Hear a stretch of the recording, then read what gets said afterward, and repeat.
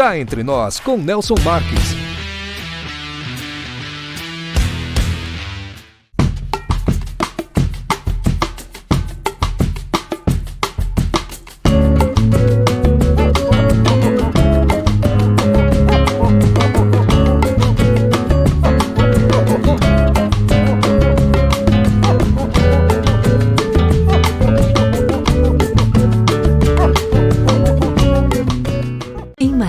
Hospede-se no Estoril Hotel, no centro de tudo, com o conforto que você merece. Ótimas opções de apartamentos, para você desfrutar de dias tranquilos, seja para lazer ou para fazer negócios. A maior estrutura de eventos corporativos da região, academia, pet friendly, estacionamento privativo e coberto e um delicioso café da manhã. Em Marília, reserve o melhor para você. Estoril Hotel.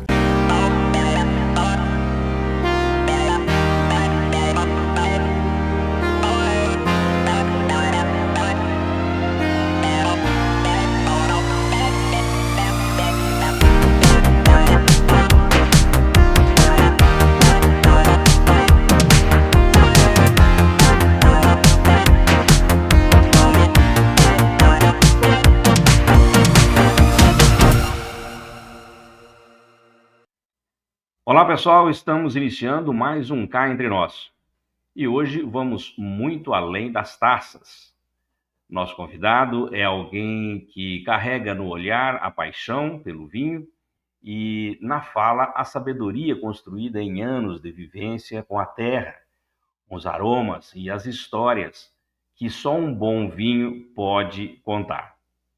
Recebemos com alegria o sommelier Sérgio Morbeck Casadei, da vinícola Quinta do Canário, de propriedade do senhor Giovanni Maldi de Mello, que hoje ele atua junto a produtores da região do Cerrado Mineiro e do norte de São Paulo, onde vem surgindo alguns dos rótulos brasileiros mais premiados no mundo. Formado em sommelier pela Wine Spirit Education Trust, nível 3, e pela Enocultura Brasil, em 2015, Sérgio alia técnica e sensibilidade na condução do seu trabalho, sempre com foco na valorização do terroir brasileiro. Mas a história do Sérgio começa bem antes da vida profissional. Ela é regada a memórias com o seu pai, a infância entre aromas e sentimentos que conduziram até aqui. Seja muito bem-vindo ao Cá Entre Nós, é uma honra tê-lo conosco, meu querido amigo Sérgio. Olá, Nelson. Bom dia, tudo bem? Muito obrigado pelo convite, muito obrigado pelo carinho nas suas palavras. E sim, meus olhos brilham quando eu falo de vinho e a boca saliva só de pensar neles. Vamos lá. Vamos lá, Sérgio, vamos contar aqui com a sua experiência, com seus estudos e vamos entender um pouquinho mais dos vinhos brasileiros, né? Nacionais aí que estão à frente também no mundo, aí, ganhando prêmios e medalhas e tudo mais. O Sérgio, para começar essa viagem sensorial contigo e afetiva, é claro, nos conte como foram suas primeiras lembranças com o vinho ao lado do seu pai. Essa é uma pergunta. E também gostaria de perguntar que você nos explicasse que papel essas experiências tiveram na sua formação como pessoa e como profissional. Eu trabalho aqui na Quinta do Canário, em Passos, Minas Gerais, no sul de Minas, e eu tenho receptivos. Eles chamam receber as pessoas lá na fazenda, lá na vinícola, preparado com uma refeição, queijos, azeitonas e assim por diante, inclusive sem faltar os vinhos, né? Eles chamam de receptivos. E nesses receptivos eu tenho contado com uma certa frequência essas histórias, né? Porque as pessoas me perguntam como foi a sua formação, como você acabou de dizer. Eu sou filho do Nelson Casadei, um marilhense, que nascido em 29 em Marília, data no ano da fundação da cidade. E na época, Verdade. meu pai era neto, né? Assim que ele nasceu, ele passou a ser neto de imigrantes italianos que chegaram por volta de 1870 no Brasil, como muitos imigrantes, inclusive pessoas que moram no Rio Grande do Sul, famílias que moram no Rio Grande do Sul, que revolucionaram o vinho, né? Como muitas vinícolas de italianos lá no Rio Grande do Sul e aqui também. E na época, meu pai cresceu, estudou em Marília, acho que era o colégio industrial ali na Sampaio Vidal, e os avós tinham uma Serraria Casadei. Essa Serraria Casadei tinha a função de preparar os terrenos para Anderson Clayton e Amatarasu entrarem nos campos para a plantação e cultivo de milho, algodão, na produção de óleo e assim por diante. Então, esses dados não são exatos, esses dados são contados pelo meu pai, e com isso, meu pai cresceu junto a esses italianos, e eles importavam da Itália barricas de vinho para o consumo diário. Então, eles continuaram com a tradição de beber vinho todos os dias nas refeições. Os meus bisavós, meus avós, meus tios-avós, assim por diante. E então meu pai participava principalmente da transferência dessas barricas do vinho para garrafas e garrafões que iam para a mesa. E meu pai ganhou muito carinho por isso, né? E quando ele mudou para o Rio de Janeiro para estudar medicina, na verdade ele foi para lá para nadar pelo Botafogo, deixando o Iara Clube e foi morar e nadar pelo Botafogo no Rio de Janeiro. E logo que ele entrou na faculdade de medicina, ele continuou estudando sobre vinhos, né? Gostava de sair, de levar a minha mãe já naquela época para restaurantes e tomar bons vinhos. E quando ele voltou para Marília, em 1959, continuou estudando, continuou bebendo seus vinhos. E ao longo de 70 e 80, ele, como diretor da faculdade de medicina, ele vinha muito para São Paulo. Ou melhor, ele ia muito para São Paulo. E lá tinha ainda tem o Empório, a Casa Santa Luzia, que hoje fica na Lorena, mas meu pai ia nessa loja que tinha uma certa facilidade para trazer vinhos importados numa época que o protecionismo no Brasil era bem grande. Ele conseguia comprar esses vinhos, isso.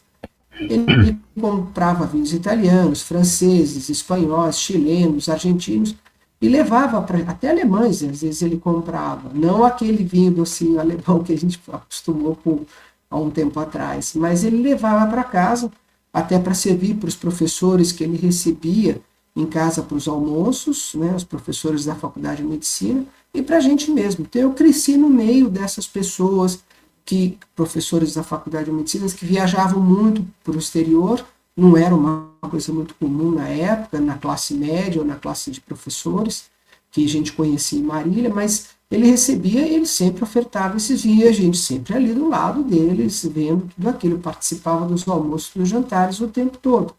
Eu e minhas irmãs, o meu irmão, todos nós estávamos ali do lado.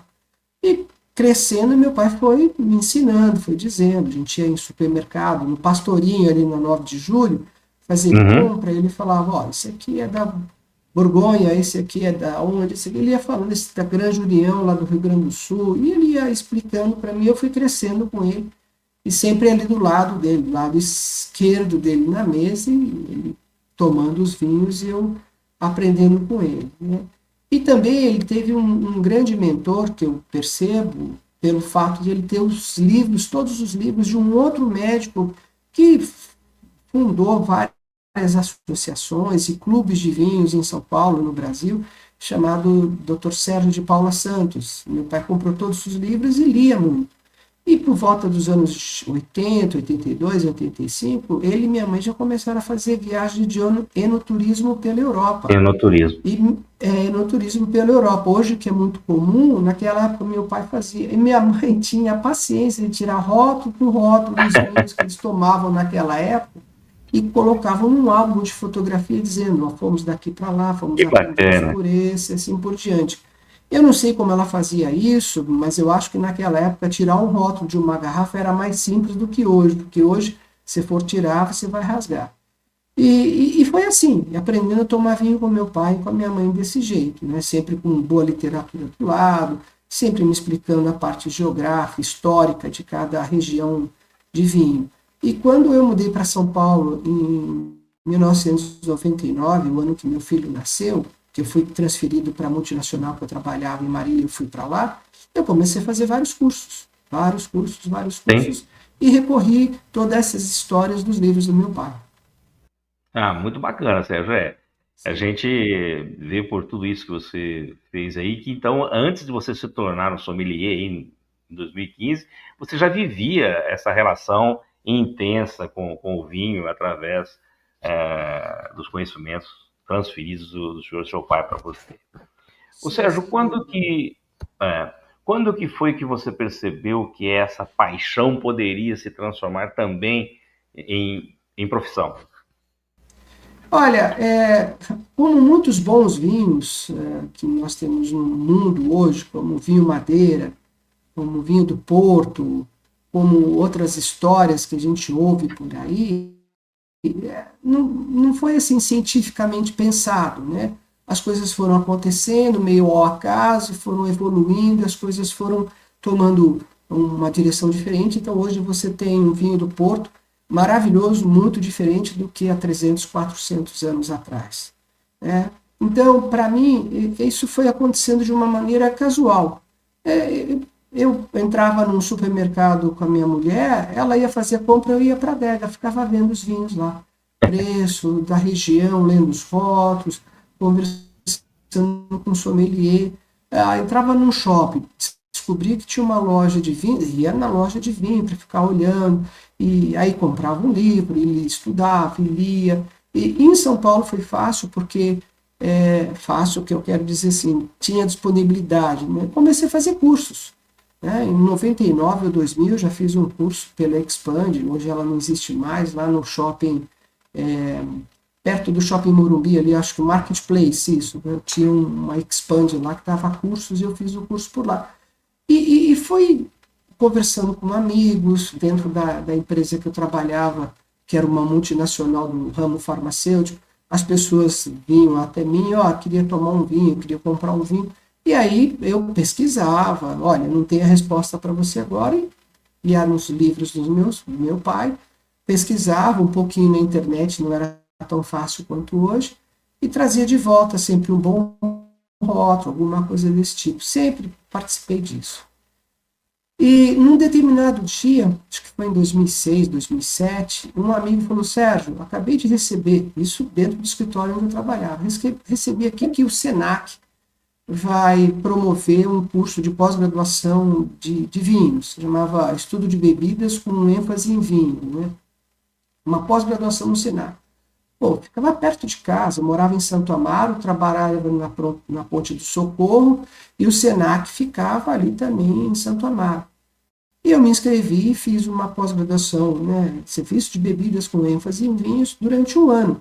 Um TCC, com degustações, com professores maravilhosos na época, tem professores até que autografavam os livros para a gente, que a gente estudava. Então, começava a enriquecer muito essa parte. Eu era uma turma de 18 alunos, e todos seguiram, a maioria seguiu o mundo do vinho, e eu continuei me aprimorando, estudando, e lendo, e fazendo outros cursos. Fazia cursos na ABS, em São Paulo, que é a Associação Brasileira de Sommelier, conhecia os médicos de lá, assim, os diretores da ABS normalmente são médicos, né?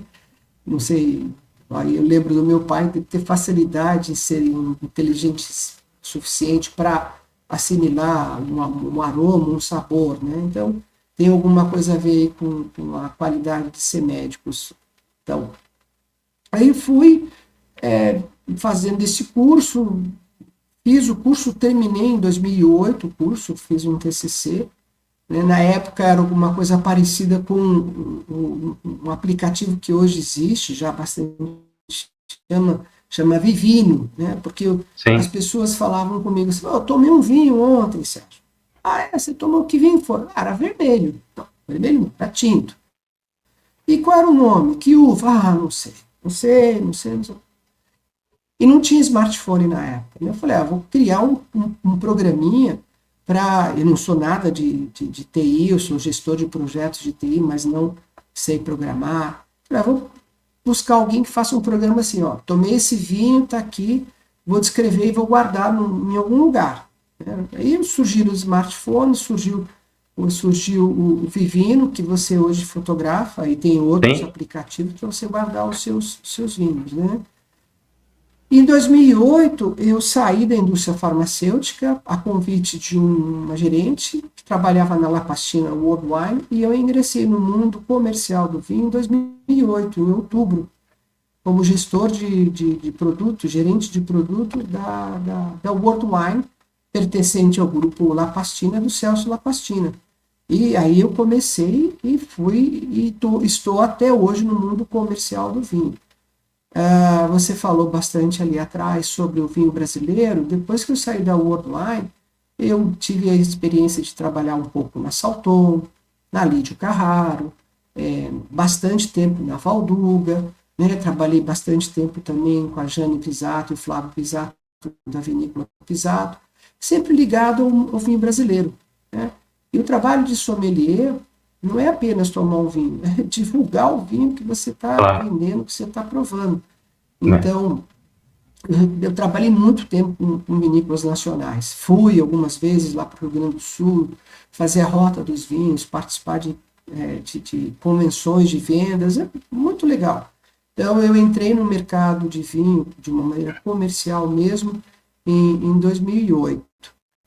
E, para finalizar, em 2014, eu comprei o material do Wine Spirits Education Trust pela Enoturismo, depois eu vou lembrar o nome da Enocultura, perdão. Eu comprei o material do Thiago Mendes na época, Enocultura.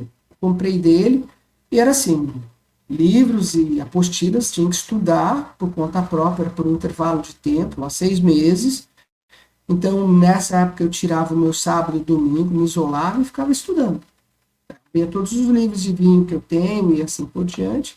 E foi bacana porque a Naná, minha mulher, ela também trouxe muita coisa de vinho que ela gosta. Então, ela trouxe vários livros. E quando eu tinha um pouco de dúvida, sentava na frente dela, abria os livros na mesa de jantar, falando, Naná, que região é essa aqui da Borgonha? Falando de Jerez, o que acontece? Então, nós estudamos juntos.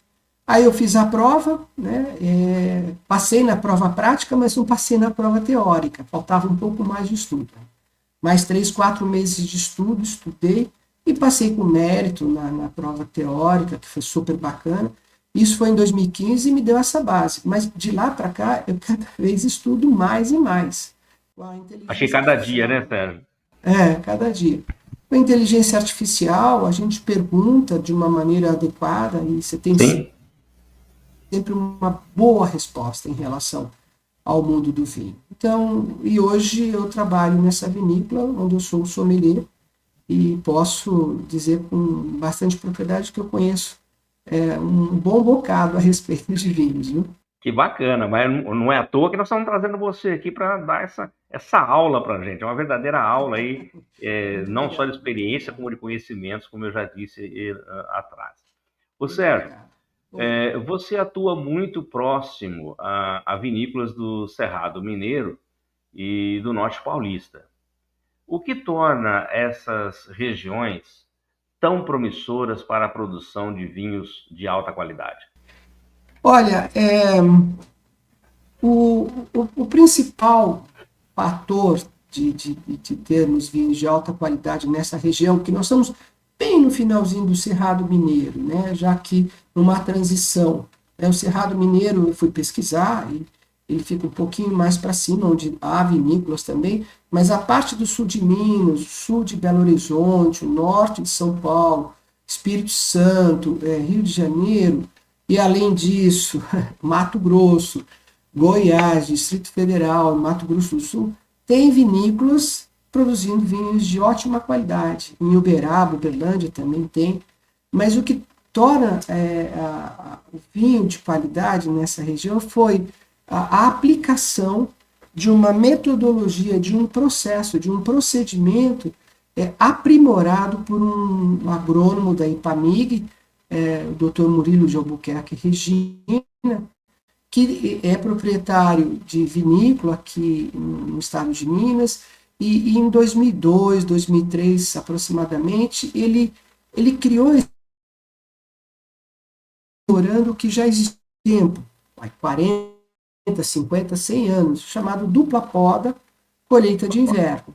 O que significa isso? Se você pegar uma vinícola no Rio Grande do Sul, na Argentina, no Chile, a vinha, ela respeita as 4 estações, os 3 meses, as 4 estações.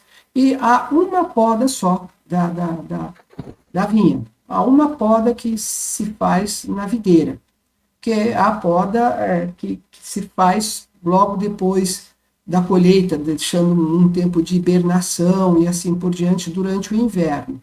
Mas lá o inverno é muito frio e assim, produzir uvas no inverno no Rio Grande do Sul, no Chile, na Argentina, não seria adequado por causa das baixas temperaturas, né? Então, por isso que o normal no hemisfério sul, eu citei só algumas aqui da América do Sul, mas eu posso falar isso da Austrália, da Nova Zelândia, da África do Sul, eles colhem na época do verão aqui no hemisfério, que é uma época de muito sol, muito calor, de amadurecimento das uvas, por volta de final de janeiro, fevereiro e março. E se você avaliar esse período aqui, principalmente onde nós estamos, que é o norte de São Paulo, sul de Minas, o verão é caracterizado por chuvas abundantes. Então você tem chuva desde final de outubro, novembro, dezembro, janeiro, fevereiro e março começa a parar um pouco. São chuvas assim, torrenciais e com muita frequência, né? O que causa isso? Causaria se a gente fosse colher as uvas como no hemisfério sul, como no Rio Grande do Sul. Nós teríamos uvas inundadas de água, né? Os cachos de uvas seriam superidratados, cheios de água. Se você colher um cacho de uva desse jeito, né, você não vai ter uma concentração de taninos, de ácidos graxos, de muito açúcar. Você teria um líquido bem hidratado, né, diluído, e faria um vinho de qualidade inferior. Então, esse agrônomo, ele foi fazendo testes e criou esse processo de dupla poda. A dupla poda consiste em 2 podas, a poda de formação, né, e a poda de produção. A poda de formação é agora. Agora na vinícola, ontem eu estive lá, está tendo a poda das vinhas. Então nós temos final de agosto e começo de setembro. E aí elas vão entrar num estado de hibernação para mais ou menos lá para começo, meio de outubro, começarem a fazer a folhagem e é preparada para começar a produzir os cachos de uva como fosse normal. Ela vai entender que agora, final de dezembro, começam a produzir os cachinhos. Mas a produção é tímida, é pequena de cachos de uva. E a gente não aproveita esses cachinhos de uva, né? Passa o período de colheita lá no Rio Grande do Sul, no hemisfério sul, passa por aqui também, sem a gente fazer colheita de nada, e ao final de fevereiro, a poda de produção. Eu faço uma segunda poda de produção, e sim, aí aplico um hormônio para estimular o crescimento dessas gemas. Elas vão brotar por volta de março, abril, aí a folhagem de novo, e a gente vai conduzindo essa folhagem, onde os ramos vão saindo, onde vão saindo as flores, essas flores viram cachos, os cachos de uva ficam perfeitos por volta do começo de junho, julho, final de junho, começo de julho. E aí vem a grande sacada dessa dupla poda colheita de inverno. O que acontece no inverno aqui de Minas Gerais? Eu já estou no segundo inverno, né? Estou finalizando o segundo inverno aqui da minha estadia em Passos. As noites são muito frias, muito frias. Na colheita da Cabernet Sauvignon, eu cheguei no vinhedo às 6h30 da manhã, estava 7 graus. E logo sobe a temperatura para 24, 22, 23 graus. Então, nós temos um período muito rico em luminosidade, em sol, em céu azul, pouquíssima chuva, todo esse processo, todas as vinhas, todas as videiras que utilizam esse processo de dupla poda, colheita de inverno, tem obrigatoriamente de ter irrigação artificial. Irrigação é mandatório para isso, porque eu vou fazer o controle de umidade e de estresse hídrico ou de muita água para as uvas através da irrigação. Eu não uso a chuva de uma maneira geral para produção de uva. Então, eu vou ter em julho, principalmente no final de junho, julho e agosto, dias muito sol, muito azul, muita fotossíntese para fazer com que as uvas incorporem muita fruta, muito açúcar, e aí à noite eu vou ter um frio que tendo essa amplitude térmica, eu vou fazer com que essas uvas tenham uma acidez muito boa. Então você, ao fazer o vinho com essas uvas, que é essa metodologia do Dr. Murilo, utilizada por 99% das vinícolas que ficam nessa região que eu falei para você, eu vou ter vinhos com bons taninos, com bom grau alcoólico, com um açúcar ideal, né? São vinhos secos, mas o açúcar é ideal. Aí, durante a noite, eu vou ter os ácidos, então eu vou ter vinhos com uma acidez abundante, que um vinho sem uma acidez rica, uma acidez equilibrada, se torna um vinho enjoativo. E o que está acontecendo com nossos vinhos é o contrário, nós temos uma acidez muito rica, uma acidez gostosa, como eu ouvi de um outro sommelier em Belo Horizonte. Acidez gostosa, que é aquilo que faz a boca salifar, e não deixa o vinho ficar enjoativo. E, por outro lado, você tem vinhos, os tintos, você tem boa cor, um grau de álcool excelente, 14,5 de álcool. Você tem bons taninos, você tem boas frutas equilibradas. Por isso que esses vinhos estão alcançando pontuações do nível que você falou, principalmente na Decanter, onde todos nós mandamos esses vinhos para pontuação, para saber se a gente está no caminho certo. Sim. Então, respondendo à tua pergunta, é uma soma de fatores, mas o principal é a metodologia da dupla poda e colher no inverno. Se eu pudesse te mostrar o céu que está aqui, é um azul maravilhoso, que é o azul que está lá na fazenda também. Então, essas são as condições ideais para você produzir os vinhos de colheita de inverno nessa região. São diferentes dos vinhos do Rio Grande do Sul, que são maravilhosos também, mas são diferentes.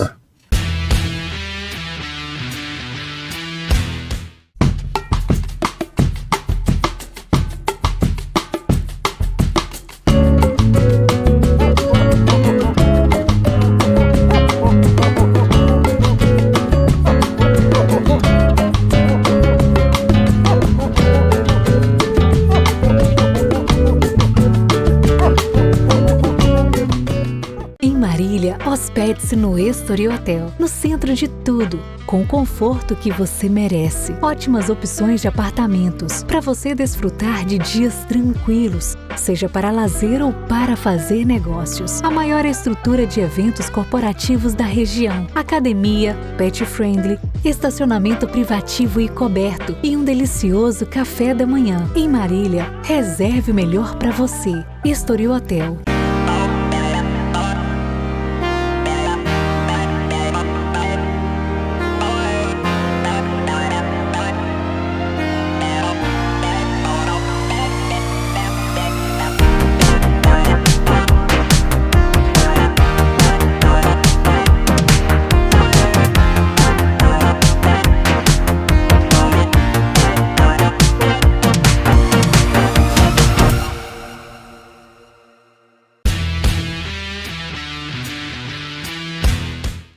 Ô Sérgio, você diz aí de algumas características, as condições apropriadas para se ter um bom vinho.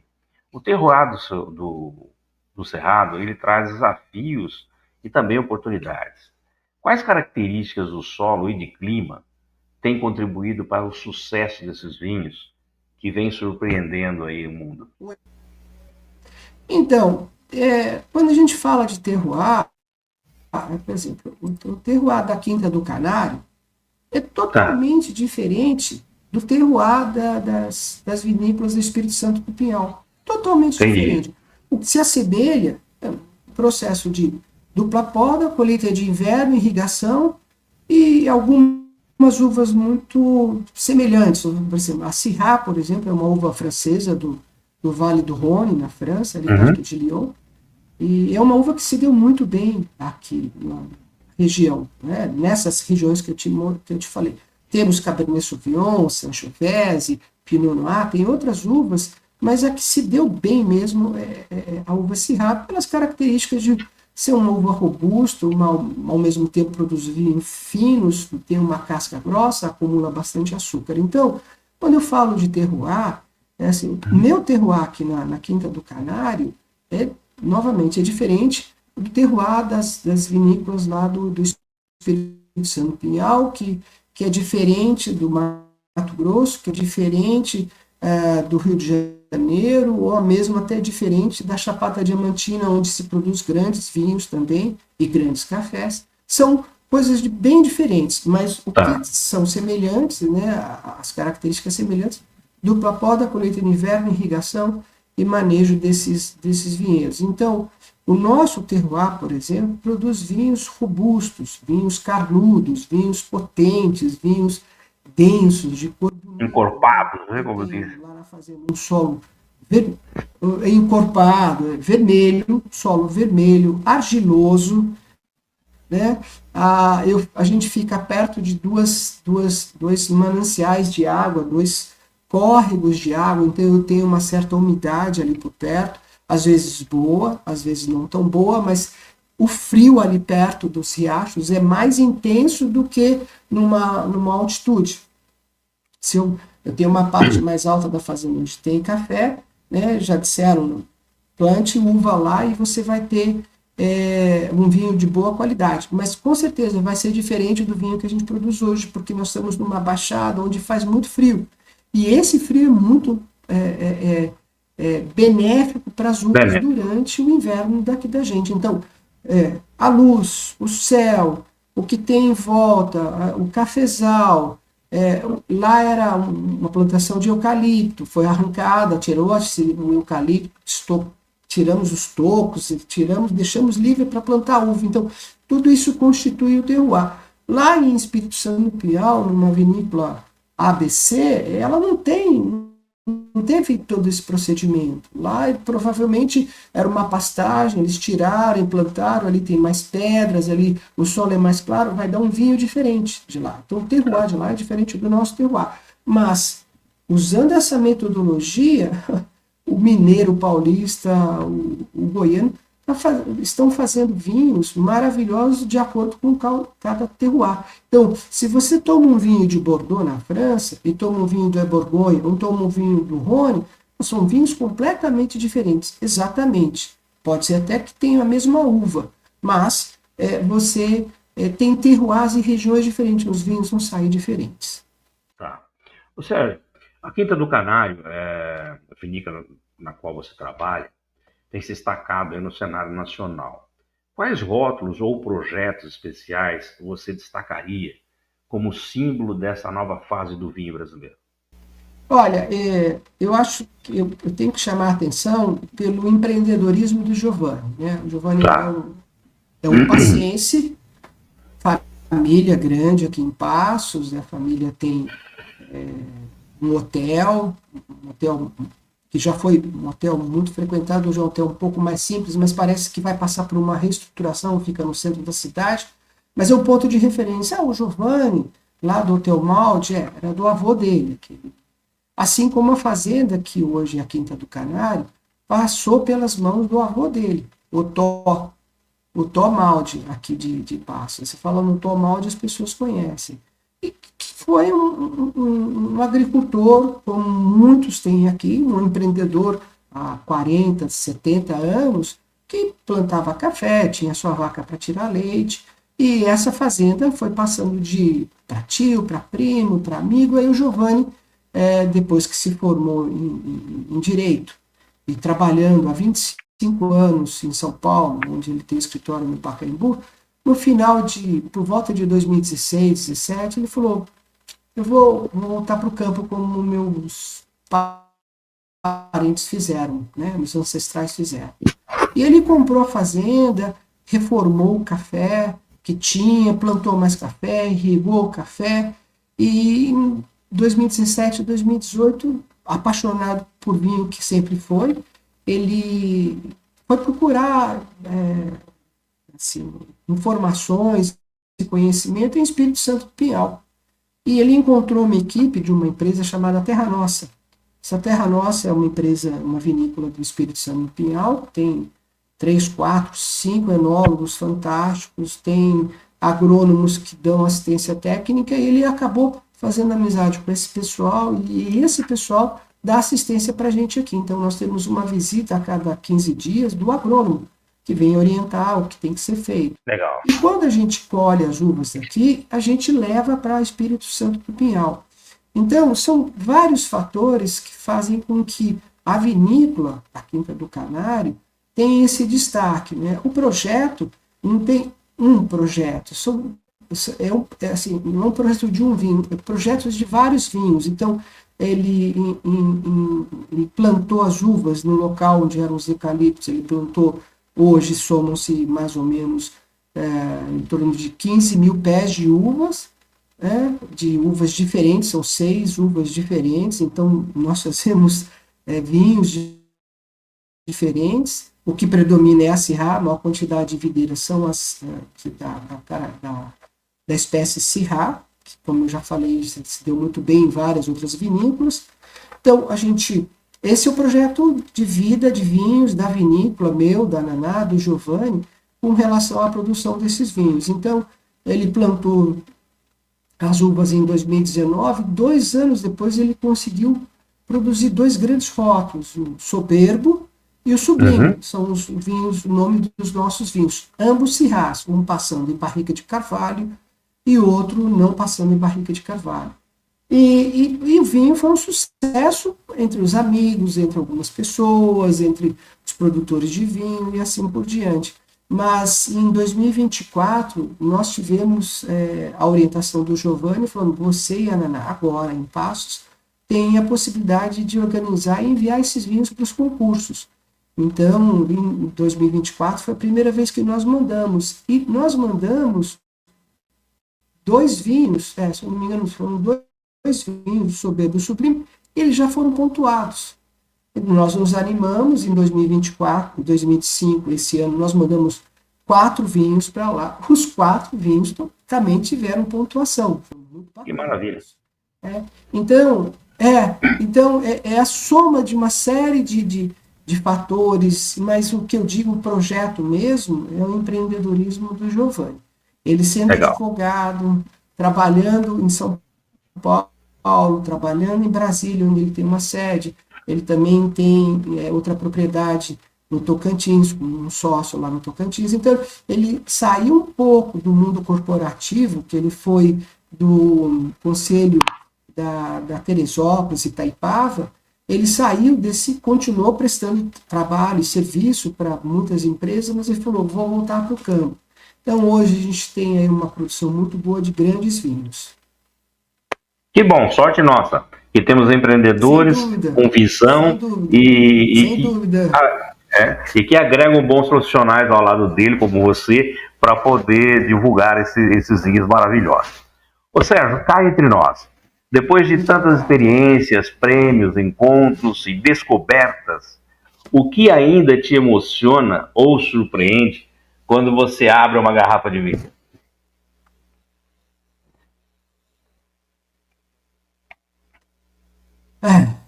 Pergunta dificílima sua. Olha, Emoções e emoções. Eu vou falar muito.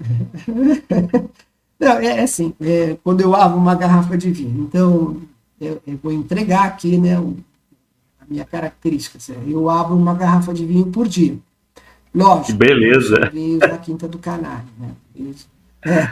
Os vinhos da Quinta do Canário são vinhos prêmios, né, para ocasiões especiais. Para o meu dia a Claro. dia, e a principal refeição, meu principal momento de lazer, de curtir um vinho, é o jantar.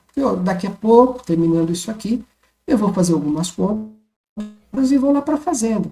Estou cuidando da irrigação dos jardins, porque a semana que vem eu tenho um receptivo de 20 pessoas, um grupo que virá de Franca para conhecer nossos vinhos. Então, no final do dia eu chego em casa, tomo meu banho, e eu e a Naná fazemos nosso jantar e a gente abre uma garrafa de vinho. Então, eu estou dentro das recomendações da Organização Mundial de Saúde, porque eu tomo Que 2 legal. taças, a Naná toma 2 taças. Então, nós não ficamos bêbados. Rigorosamente. Rigorosamente, rigorosamente. Então, esse é um momento muito gostoso. Abrir um Cabernet Sauvignon, abrir um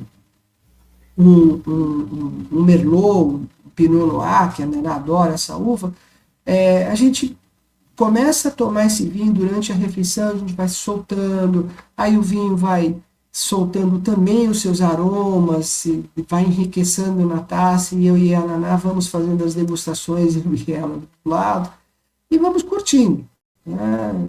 Conversando, batendo papo, vai ficando mais tranquilo o final do dia. Então, essa é uma emoção que eu não dispenso, eu realmente carrego esse hábito para onde eu vou. Se eu vou para um evento, o nosso jantar vai ser lá no Airbnb, ou onde eu estiver no hotel, a gente vai fazer esse ritual. Ah, não, eu deixo de fazer? Não.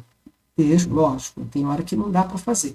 Mas eu Claro. vejo assim, respondendo a tua pergunta, o que realmente me faz muito feliz é o Giovanni na fazenda, a Naná, a Flávia, a mulher do Giovanni, o Eduardo, que é o administrador da fazenda, o responsável por tudo o que é plantado na fazenda, o que é irrigado, o que é adubado, é o Eduardo, que é o braço direito do Giovanni, eu digo que eu posso ser o braço esquerdo dele. Então, o Eduardo coloca o vinho na garrafa e eu tiro o vinho da garrafa, né, como sommelier.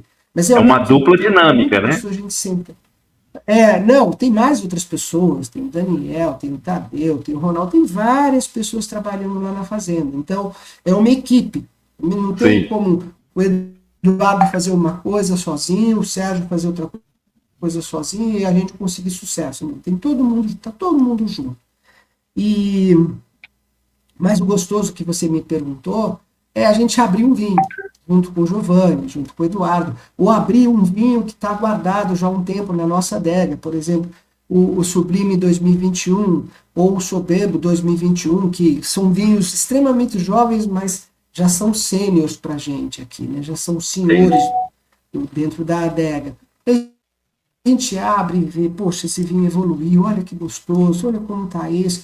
Aí compara e compra um vinho de uma outra região e prova, não, esse aqui não tem. Então, essa é a parte mágica de todo o processo, ver que a gente está no caminho certo. Então, o que a gente faz de uma maneira mais simples e simplificada é fazer o que os juízes lá na Decanter em Londres fazem, abrir o vinho e avaliar com toda atenção, sejam as lágrimas, a cor do vinho, a textura, a densidade, o aroma na boca, os taninos e assim por diante. Então, isso acontece com uma certa frequência, não tanto, né, porque a gente toma vinho, mas da Quinta do Canário, normalmente em companhia do Giovanni. Legal. Ô Sérgio, muito obrigado, viu, por compartilhar aí conosco sua história tão rica, cheia de afeto, descobertas e dedicação, né, o que é mais importante. Agradeço. A sua trajetória é um verdadeiro brinde aí à tradição e à inovação do cenário do vinho brasileiro. A gente fica muito contente de saber Muito disso. obrigado. Muito obrigado. Muito obrigado. Foi um prazer te recebê-lo aqui no nosso programa e vamos ir aí até a próxima taça, né, Sérgio? Eu vou fazer o seguinte, eu vou colocar aqui. Claro, Sérgio, fica à vontade. Por favor, por favor. Antes de você encerrar, eu agradeço muito essa oportunidade, porque o nosso trabalho, principalmente de sommelier, é divulgar as características dos vinhos, as qualidades, né, e com que harmoniza, mas eu já venho há algum tempo falando disso para os nossos vinhos brasileiros, os nossos vinhos nacionais. E a revolução que o mercado está passando com a chegada dos vinhos de colheita de inverno, dos vinhos mineiros, dos vinhos de São Paulo, dos demais estados que eu citei, assim, riquíssimo para todos nós. Então, assim, eu tenho duas brincadeiras que eu faço. Quando eu recebo uma pessoa de Passos na fazenda, ele fala, mas eu vou para a Argentina beber vinho, eu não sabia que aqui em Passos tinha uma vinícola com vinhos tão maravilhosos quanto esse.